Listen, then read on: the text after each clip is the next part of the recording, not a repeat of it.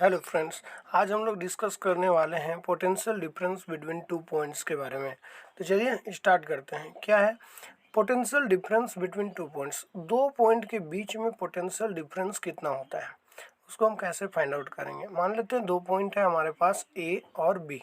ठीक है, ए और बी जो है दो पॉइंट्स हैं हमारे पास। ठीक है, तो इन दोनों के बीच में कितना पोटेंशियल डिफरेंस होगा वो हम कैसे फाइंड आउट करेंगे। तो electric potential difference between two point B and A in a electrostatic field as the amount of work done in carrying a unit positive charge from A to B against the electrostatic force of the field along any path between the two points. कहने का मतलब ये है कि अगर हमको दो point के बीच में electric potential difference find out करना है तो हमको जो इलेक्ट्रिक पोटेंशियल डिफरेंस होता है वो बेसिकली यूनिट पॉजिटिव चार्ज को एक पॉइंट ए से बी में ले जाने के लिए जितना हमको वर्क डन करना पड़ता है, ए टू बी ले जाने के लिए जितना हमको वर्क डन करना पड़ता है अगेंस्ट द इलेक्ट्रोस्टैटिक फोर्स, जो इलेक्ट्रोस्टैटिक फोर्स दूसरे चार्ज के द्वारा लगाया जा रहा है उसके अगेंस्ट में अगर हम ए से बी की ओर अगर हम एक यूनिट पॉजिटिव चार्ज को लाते हैं एक पॉइंट से दूसरे पॉइंट की ओर,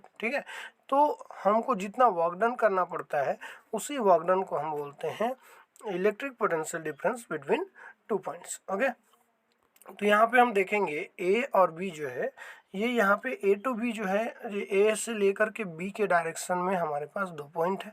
ठीक है, तो वर्क डन ऑन और test charge Q by the electrostatic field is independent of the path chosen is going from A to B and it depends only on the initial and the final point. कहने का मतलब ये है कि ये जो work done है वो इस पे डिपेंड नहीं करेगा कि कौन सा पॉइंट से हम किस पॉइंट की ओर जा रहे हैं, बल्कि इस चीज़ पे डिपेंड करेगा कि वो पाथ कौन सा चूज कर रहा है, जैसे ए से बी जा रहा है या फिर इनिशियल से फाइनल पॉइंट की ओर जा रहा है। बस इतना चीज़ पे वो डिपेंड करने वाला है कि इनिशियल से फाइनल की ओर जा रहा है, ए से बी जाए चाहे बी से ए जाए उसका वैल्यू सेम रहेगा। ठीक है, तो इस तरह से हम लोग फाइंड आउट कर सकते हैं डेल्टा वी, जो potential difference between two points होगा उसको हम डेल्टा वी से रिप्रेजेंट करेंगे। तो delta V is equal to होगा V V minus V A. Okay, और ये जो कि इक्वल होगा work done between A to B upon charge Q.